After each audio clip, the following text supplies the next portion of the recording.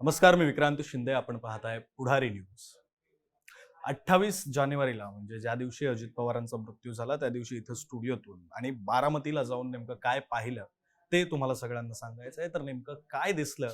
दादांचं साम्राज्य ओक्साबोक्शी रडत होतं. 28 जानेवारीला माझा कामाचा दिवस सुरू झाला. तो अगदी रोजच्या प्रमाणे सकाळी 7च्या बुलेटिननं. सकाळी 7, 8, 9 या वाजताच्या बुलेटिनला अजित पवार ऍक्शन मोडवर. अजितदादा आज बारामतीमध्ये करणार झेडपीचा प्रचार, अशा हेडलाईन्स वाचल्या. साधारण 9:18 बातमी आली. अजित पवारांच्या विमानाचा बारामतीमध्ये लँडिंग वेळी अपघात झाला. सुरुवातीला वाटलं विमानाला पक्षी धडकला किंवा विमानाचं चाक रनवेवर घासलं, असा किरकोळ अपघात असेल. पण 3-4 मिनिटांनी व्हिडिओ आले आणि मग लक्षात आलं अपघात भीषण आहे. दादा गेले. दादा गेल्याची बातमी आली आणि शब्द अडखळले. ऑन एअर असून सुद्धा डोळ्यात पाणी आलं. स्टुडिओ मधून साधारण 1 तासाभरानंतर बाहेर आलो तेव्हा जास्तीचा विचार करू शकलो आणि मग लक्षात आलं महाराष्ट्रानं काय गमावलं. भाजप सोबत जाऊनही माझा पक्ष शाहू फुले आंबेडकरांच्या विचारांवर चालणाराच पक्ष आहे असं ठामपणे सांगणारा नेता आपण गमावला. तळागाळातल्या कार्यकर्त्यांशी थेट संपर्क असलेला नेता आपण गमावला. सत्तेत असूनही जे पटणार नाही त्या विरोधात थेट भूमिका घेणारा नेता आपण गमावला. वक्तशीर, हजरजबाबी, अभ्यासू नेता आपण गमावला. सहकारापासून ते अर्थ सारं काही बारकाईनं माहिती असलेला नेता आपण गमावला. MIDC पासून ते शेतातल्या पिकापर्यंत सारं काही करणारा नेता आपण गमावला. पहाटे उठून कामाचा सपाटा लावणारा, प्रसंगी आपल्याच कार्यकर्त्यांना झापणारा नेता आपण गमावला. अजून बरंच काही महाराष्ट्रानं गमावलं आणि वेळ येईल तसतसं महाराष्ट्राच्या लक्षातही येईल. त्यानंतर मग कव्हरेजसाठी थेट बारामतीला जायचं ठरलं. बारामतीला पोहोचायला साधारण 5-5:30 वाजले. मात्र जाताना बारामतीच्या अलीकडं 100-125 किलोमीटर पासूनच सगळी दुकानं, हॉटेल सगळं बंद होतं. नंतर समजलं की कोणीही जबरदस्ती केलेली नसताना लोकांनी स्वतःहून ही दुकानं बंद ठेवली होती. यावरून लक्षात आलं की हे दादांवरचं लोकांचं प्रेम आहे. बारामतीमध्ये पोहोचताना आधी बारामती विमानतळ लागलं. शेकडो वाहनं या परिसरामध्ये उभी होती. अगदी सायकल पासून ते महागातली महाग असलेल्या 4 व्हीलर पर्यंत इथं गाड्या दिसल्या. वास्तविक पाहता अजितदादांचं पार्थिव इथून केव्हाच घेऊन गेलेले होते. पण ही सारी माणसं बहुतेक ती जागा बघण्यासाठी आली होती ज्या जागेनं त्यांच्या दादाचा घात केला. इथून मग सुरुवात झाली ती रडणारे, हतबल झालेले चेहरे दिसायला. पुढे जसजसं विद्याप्रतिष्ठान मैदान जवळ येत गेलं तसतसं हे रडणारे चेहरे वाढत गेले. राज्यभरातल्या सर्वपक्षीय बड्या नेत्यांचे चेहरे यात दिसत होते. विद्याप्रतिष्ठान मैदानात पोहोचल्यावर प्रचंड गर्दी दिसली, पण या गर्दीत सुद्धा दिसले ते फक्त रडणारे चेहरे. अजितदादांचं पार्थिव आलं. रडणारे चेहरे आता ओक्साबोक्शी रडताना दिसले. फक्त नेतेच नव्हते, कार्यकर्ते होते, उद्योजक, सर्वसामान्य जनता आणि अनेक पत्रकारही रडताना दिसले.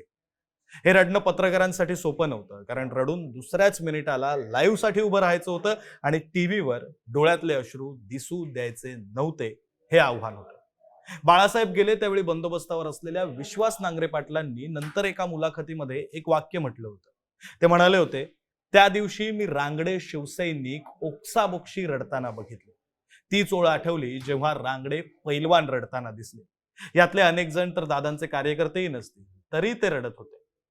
त्याचं कारण सापडलं दुसऱ्या दिवशी बारामतीकरांशी बोलताना. बारामतीकर म्हणाले, दादा बारामतीमध्ये आल्यावर उपमुख्यमंत्री अजित पवार नसायचे, ते असायचे आमचे दादा. सर्वसामान्यांप्रमाणे फिरणारे, सगळ्यांशी बोलणारे आणि रस्त्या शेजारी लावलेलं एखादं रोप जरी सुकलेल्या अवस्थेत दिसलं तरी कंत्राटदाराला झापणारे दादा. दादा दर शनिवारी रविवारी बारामतीमध्ये फिरायचे आणि सगळं काही सुव्यवस्थित आहे का हे जातीनं बघायचं. अजितदादांनी बारामतीवर एवढं प्रेम केलं, बारामतीची काळजी घेतली, म्हणूनच बारामतीकरांनीही अजित पवारांवर एवढं प्रेम केलं. अनेकांनी तर सांगितलं की आमच्या घरात 2 दिवसांपासून चूलही पेटलेली नाहीये. या लेवलवर जाऊन बारामतीकरांचं अजित पवारांवर प्रेम होतं, आहे आणि असेलही. बारामतीचा विकास बघितल्यावर लक्षात येतं की एखादं शहर ओन करणं म्हणजे नेमकं काय असतं. अजितदादांनी बारामतीला आपला किल्ला, आपला गड बनवलं आणि त्या किल्ल्याची व्यवस्था ही कमालीची बघितली होती.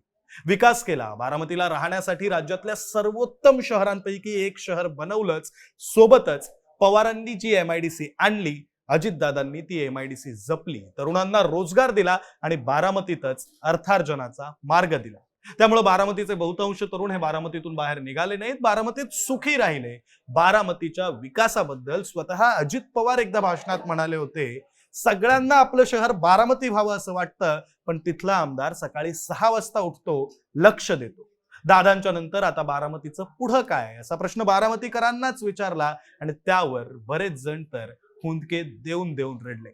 काहींनी काही नावं घेतली, त्यामध्ये सुनेत्रा पवार, रोहित पवार, पार्थ पवार, जय पवार यांची नावं होती. पण एका 75 वगैरे वय असलेल्या बाबांनी दिलेलं उत्तर जास्त खोलवर बसलं. ते म्हणाले, आमचा देव गेला, आता देवळाचं काय होणार म्हणून विचार करण्यात काय अर्थ आहे. दादा होते, फिरत होते, दर आठवड्याला स्वतः सगळं व्यवस्थित करून घेत होते, समस्या ऐकत होते, समस्या सोडवत होते. आता कोणीही आलं तरी पुन्हा तसं होणं नाही.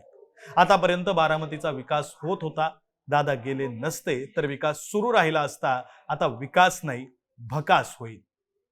यातून बारामतीकरांचा केवळ दादांवर असलेला विश्वास दिसला. त्यांच्यासाठी दादा म्हणजे दादा, बाकी कोणीही नाही. ज्यांना दादांनी रोजगार दिला ते तरुण, ज्यांनी दादांना अगदी तरुणपणापासून साथ दिली ती जुनी जाणती मंडळी, दादांच्या लाडक्या बहिणी अर्थात घरातल्या महिला, आणि ज्यांच्यात दादांच्या नावाची क्रेज होती ते लहानगे सुद्धा दादांच्या जाण्यानं रडत होते. संपूर्ण बारामती रडत होती. त्यामुळं म्हणतोय, दादांचं साम्राज्य ओक्साबोक्शी रडत होतं.